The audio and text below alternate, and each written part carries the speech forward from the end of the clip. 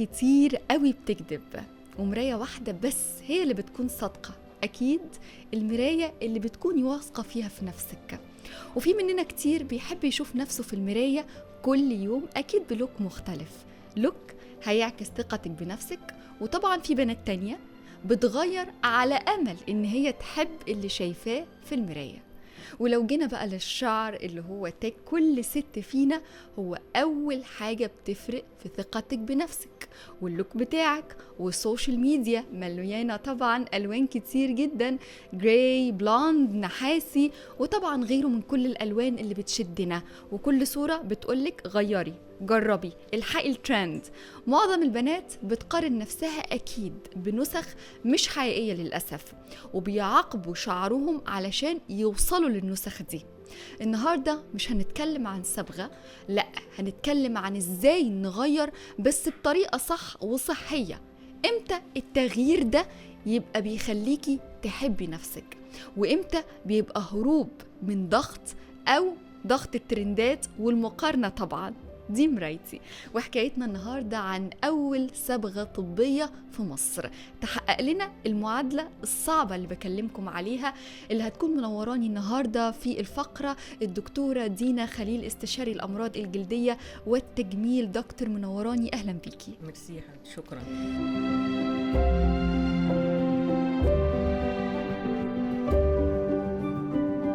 دكتور دينا، طبعا في البداية هكلمك عن ثقة البنت بنفسها. مهم قوي ان البنت تكون بتستمد ثقتها بنفسها بس بالطريقة الصح. هكلمك عن دكتور دينا قبل ما تدخل المجال، ايه الانسكيورتيز اللي تسببت لك في حياتك وخليتك تتهزي او ما يكونش عندك ثقة بنفسك في بداية دخولك المجال؟ بصي، هو اي حد فينا لازم بيكون عدى في حاجات فعلا في حياته، تشالنجز كده، واللي بيخليكي تثقي في نفسك ان انت تعديها. فانا مثلا بالنسبه لي كانت اكتر حاجه فتره المراهقه وفتره الجامعه، كان بيطلع لي حب شباب، ودي من الحاجات اللي حببتني في اختيار الجلديه، لان الناس بتبقى مش متخيله ازاي البنت او الولد على فكره بيبقوا متضايقين جدا من الشكل ده. وزمان ما كانش فيه علاجات زي دلوقتي، وللاسف ساب لي اكني سكارز، ساب لي كمان مش علامات ندبات. فدي كانت من التشالنجز بتاعتي، ان انا بادئه المجال وبشتغل في حاجه في الجلد وانا كمان عندي اكني سكارز. فدي من اكتر الحاجات اللي حببتني ان انا اخد جلديه، ومن اكتر الحاجات اللي كانت تشالنجينج ليا ان انا اخدت جلديه. انت دكتوره جلديه وعندك سكارز، فاهمه ازاي؟ فدي كانت من الحاجات اللي تشالنجينج جدا، والحمد لله يعني قدرت اتغلب عليها وعالج نفسي. والناس اللي عارفاني بقى من زمان عارفه ان انا كان عندي اكني سكارز، ما بقاش عندي اكني سكارز. فالحاجات دي يعني انا بقول للبنات الحاجات دي بتقويهم وبتعلمهم ان هم يعرفوا ان ده تحدي، وكل واحد فينا ربنا بيبقى مديله تحدي، وهو مفروض ان هو يفضل يجتهد ويحاول ان هو يتغلب عليه. دكتور، من خلال تخصصك في مجال الشعر، وده من المجالات المهمة قوي، انك تكوني شايفة البنت محتاجة ايه علشان شعرها، وان هي تحافظ على شعرها ازاي، هكلمك على جزئية مهمة قوي اللي كنت بتكلم عليها في بداية الحلقة، الصبغة. هل لاحظتي من خلال شغلك ان في بنات بتصبغ شعرها كتير قوي وبشكل متكرر ومن غير لازمة؟ هو اولا الشعر تاج المرأة. يعني انا عايزه اقولك اي حد جاي لي العياده، اي بنت او ست جايه لي العياده، هي بتسال على اي حاجه لازم تسال على الشعر. يعني ده كده في يعني ايه، هي جايه لحاجه تانية خالص، مرض جلدي لازم في الاخر وشعري يا دكتور. فهو الشعر مبدئيا مهم جدا، وهو بيدي الايدنتيتي بتاعتك. في ناس كتير قوي بتقعد تغير في لون شعرها وبتجهد شعرها. انا ببقى شايفه ان ده بيبقى وراه سبب نفسي. الطبيعي ان احنا كلنا عايزين نظهر في احسن شكل، عايزين نغير شويه من نفسنا، لكن التغيير المتكرر فتره قليله ده بيديكي انديكيشن ان في مشكله تانية، والشعر هو اللي يعني واخدها يا عيني، اللي بتعذبيه معاكي. بالظبط كده. الاخطاء الشائعه اللي بتلاحظيها او بتشوفيها في البنات، اكتر اخطاء في موضوع ان هم يغيروا الوان شعرهم، بتكون ايه الاخطاء دي؟ الاخطاء ان انت تغيري شعرك من الاكستريم للاكستريم. يعني لو الشعر يتغير درجه درجتين ماكسيمم 3، لكن ما ينفعش الشعر يبقى اسود اعمله بلوند، لان انت عشان تحولي من ده لده لازم تستخدمي حاجات قويه جدا عشان تشيلي اللون من الشعر الاول وتعمليه. ونفس الكلام لو الشعر فاتح قوي وعايزه تغمقيه، يعني تروحي مثلا من بلوند للون الاسود. الكومن اكتر في مجتمعاتنا العربيه ان احنا معظمنا شعرنا غامق، فبيجهدوا الشعرايه جدا عشان يشيلوا اللون خالص من الشعر ويحطوا الوان تانية. دي اكتر حاجه انا بشوفها متكرره، عدم قبول اللون لدرجه جامده يعني. زي بقولك احنا لازم. والحاجه التانية انك تعملي لون لايق على لون بشرتك. يعني ما ينفعش حد مثلا واحده تبقى سمراء الاقيها عامله عايز تعمل بلوند قوي، او حتى لون الهايلايتس. يعني الهايلايتس فيها شيدز كتير، الاقي حد عامل مثلا هايلايتس اللي هي لون الاش وبتاع، وهي درجه لونها او التون بتاعها مش لايق معاها. دي اكتر الحاجات الشائعه اللي انا بشوفها.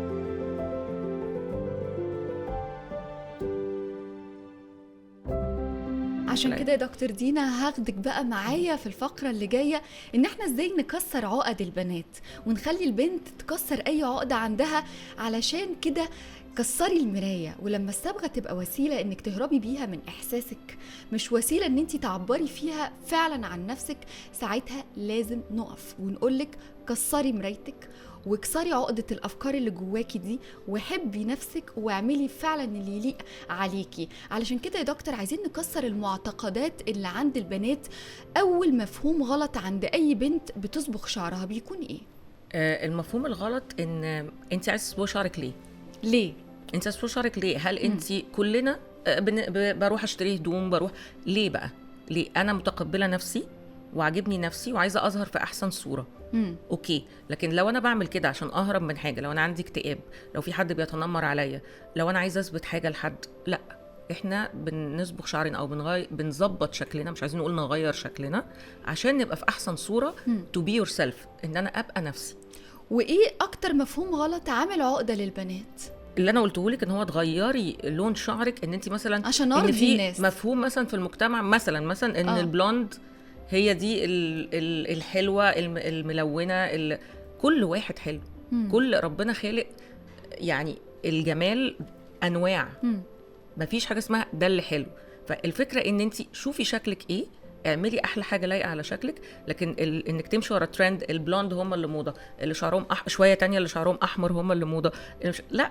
انت مش هتقعدي تمشي ولا ترند. اعملي اللي شبهك علشان انت يبقى شكلك بالزبط. حلو ويبقى عندك ثقه بنفسك في نفس الوقت.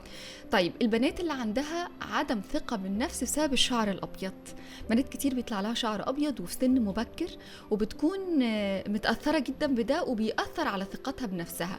يتعاملوا ازاي مع الشعر الابيض؟ بصي انا هبقى امينه معاكي. بصراحه يعني مش هقدر اقول لبنت لا يبقى عندك شعر ابيض وتثقي بنفسك. يعني بصي اصل ده مظهر، وفي ناس بيبقى الجيناتيك بيظهر بدري، وفي ناس بيبقى فيه مشاكل صحيه. عشان كده لازم نشوف نطمن على الحديد والفيتامينز والحاجات دي. فانا بصراحه لا، ببقى شايفه ان لو في حاجه تقدري تصلحيها في شكلك ومأثره على ثقتك في نفسك، لا اعمليها. فانا بنصحهم يصبغوا، لكن اول حاجه يعملوها في الصبغه صحتهم الاول. الامان والصحه تيجي الاول. فاختيار نوع الصبغه، مش ان انا ادور شعري، دي اهم من شعري الابيض. بس انا بالنسبه لي لا، لو بالذات لو ست، لا يعني انا بقول لها طبعا تصبغ شعرها. دكتور دينا، في بقى بنات بتخاف جدا ان هي تصبغ علشان عندها اعتقاد انه لا، الصبغه دي بتعمل تلف للشعر، بتوقع الشعر، فانا مش هقرب من الصبغه تماما. لا، انا بقول لهم اصبغي شعرك عادي، بس اختاري صبغه كويسه. دلوقتي الحمد لله بقى عندنا صبغات كويسه في مصر. لما تيجي تختاري الصبغه، اختاريها تكون خاليه من المواد الضاره لشعرك، واصبغي شعرك عادي. والصبغات الطبيه اعتقد ممكن ان احنا نلجأ ليها. طبعا ده الاختيار الاول. يعني انا دايما بنصح في اي حاجه انك تختاري. على فكره اي حاجه طبيه تصريحها مختلف تماما عن الحاجات الكوزماتكس، حتى لو كانت الحاجات الكوزماتكس غاليه جدا وبراند بس الحاجات الميديكال بتبقى الترخيص بتاعها او المسموح بيه كله صحي ومناسب جدا للجلد وللشعر.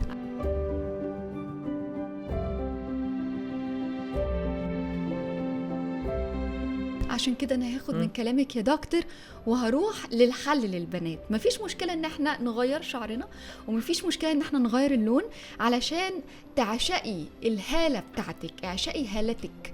غيري لون شعرك والعبي في لون شعرك، بس الاهم لما اغير لون شعري لازم اللون ده يكون صحي. ومين اللي هيساعدني ان انا ادلع نفسي وان انا احب نفسي مش اعاقبها؟ عاوزين نشجع البنات ان هي تغير، بس لازم ده يكون شغال في نفس الوقت. عقلنا لازم يكون بيفكر ويكون بيحبنا. حبي نفسك وحبي نفسك بوعي. هل ممكن نلاقي صبغه تحقق لنا المعادله اللي بنتكلم عليها دي؟ وهل اي صبغه فعلا خاليه من الامونيا ممكن تساعدنا ان احنا نعمل ده؟ علشان كده يا دكتور دينا عايزه اعرف منك ازاي البنات تصبغ شعرها بصبغه طبيه وتحافظ عليه في نفس الوقت، وحقيقي تحب نفسها مش تدمر شعرها. ده طبعا سؤال حلو جدا.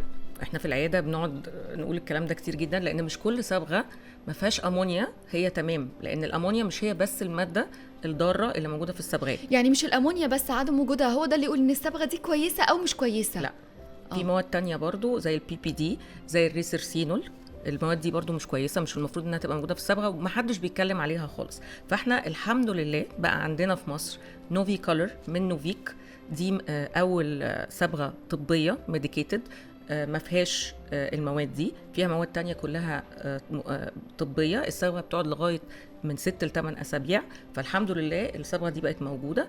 الحاجه التانية اللي انا بجد بنصح بيها قوي البنات، ما يعملوش قصه الصبغه والبروتين والحاجات اللي بيعملوها ساعات بيعملوها مع بعض. انا اصلا بنصحش بيها خالص اصلا الفرد، بس ساعات لما كانوا بيعملوها مع بعض الشعر بيتدمر، بينهار نقعد نعالجه ممكن سنين. ايا كان، حتى كثافه الشعرايه، تخنها، ناعمه مش ناعمه، ده ممنوع. لازم انترفل بينهم على الاقل شهرين. على الاقل. تمام. هل صبغه نوفي كولر نقول عليها ان هي امنه؟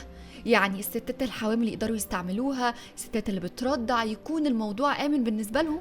طول ما أنا بعيدة عن المواد اللي أنا قلتلك عليها هي آمنة، ما عدا طبعا أول ترايمستر في الحمل اللي هو أول 3 شهور، دي حاجة عالمية إن إحنا ما بنستخدمش أي حاجة ليهم. من بعد أول ترايمستر في الحمل ما فيش أي مشكلة خالص، إن هي ما فيهاش أي مواد خطر على الحمل أو على الجسم.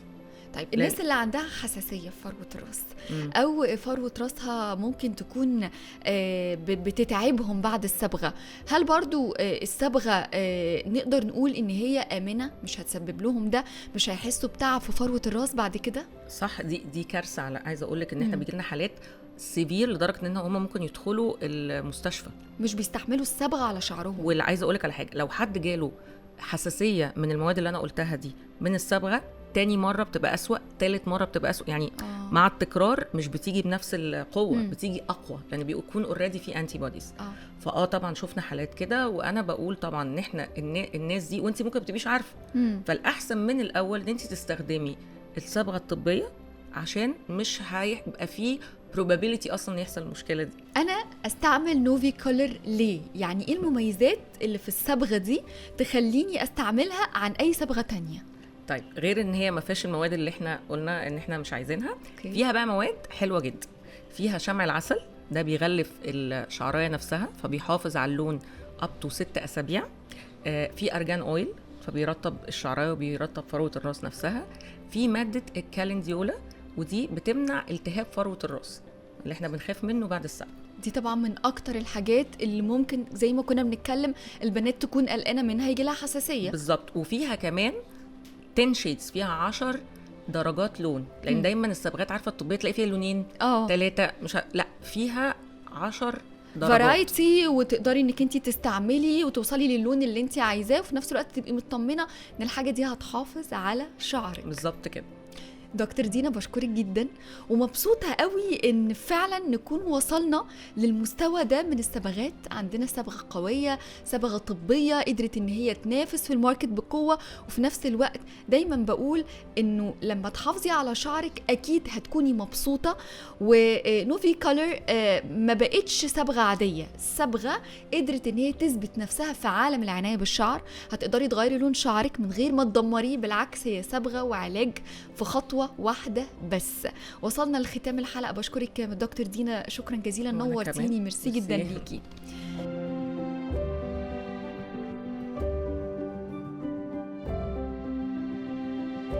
لازم توعدي نفسك انك تغيري لما تحبي، مش لما تحسي انك اقل. اوعدي نفسك انك تختاري الصحي قبل ما يكون الترندي، لان الجمال مش ترند، الجمال هو الاحساس. بيبدأ لما تبطلي تقارني نفسك، صدقيني، وتبدأي تختاري اللي فعلا يليق بيكي. دي مرايتي، ودايما بنفكرك all you need is to adore your aura. شكرا يا دكتور مرة تانية، وما تنسوش تتابعوا بودكاست مرايتي على كل منصات نوفيك، البودكاست اللي بيخلي كل ست تبص للمراية اللي بتطلع أحلى ما فينا. باي.